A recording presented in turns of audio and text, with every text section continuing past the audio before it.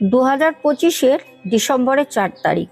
বছরটা প্রায় দেখতে দেখতে শেষ হতে চলল। আজকে দেব তোমাদের একটা পূর্ণিমার দুর্দান্ত টিপস।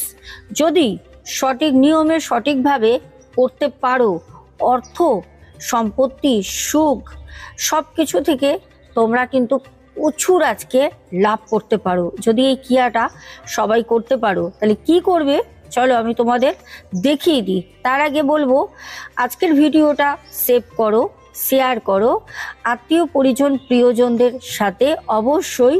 আর ভালো করে নিষ্ঠাভাবে মন দিয়ে যদি আজকের এই নিয়ম তোমরা করতে পারো, আমি বলতে পারি 2026 প্রত্যেকের জীবনে প্রচুর অর্থ আছে।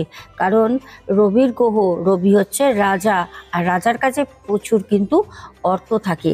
তাহলে কি করব সেটা তোমাদের আমি করে দেখিয়ে দিচ্ছি, তোমরা ভালো করে দেখে নাও।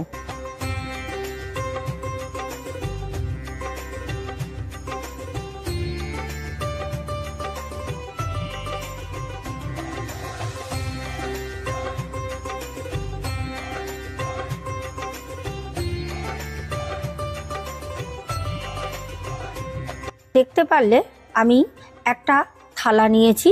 থালাটা হচ্ছে কাঁসা, পেতল, তামা, স্টিল হলে চলবে না, কাঁচ হলে কিন্তু চলবে না। একটা থালার মধ্যে তোমরা 1 টাকার একটা কয়েন ভালো করে সিঁদুর মাখাবে, মাখিয়ে রাখবে ঠিক থালার মাঝ বরাবর। তার পাশে একটা একদম নিখুঁত অক্ষত সুপারি দেবে, আর একটা লক্ষ্মী কড়ি দিয়ে আর কিচ্ছু করার দরকার নেই। এই 3টে জিনিস ঠিক রাত 12টার সময় আজকে রেখে দেবে। হাত জোর করে মা লক্ষ্মীর সামনে বলবে, ওম লক্ষ্মী পোতায় নমঃ। 3 বার এই মন্ত্র জপ করে যা তোমাদের মনের বাঞ্ছনা আছে, ইচ্ছা আছে, সব কিছু মা লক্ষ্মী মায়ের কাছে কিন্তু তোমরা চাইবে। তারপর সেই যে থালার মধ্যে 3টে জিনিস দিয়েছো, কড়ি, 1 টাকার কয়েন, একটা সুপারি, সেগুলোকে তুলে একটা লাল কাপড়ে মুড়িয়ে তোমরা তোমাদের যেখানে অর্থ রাখো সেখানে রেখে দেবে। এইটুকুনি কাজ করবে, ব্যাস, আর কিচ্ছু করার দরকার নেই। তারপর তোমরা দেখো 2026 তোমাদের অর্থ সমস্যা থেকে তোমরা পুরোপুরি মুক্তি পেয়ে যাবে, পুরোপুরি।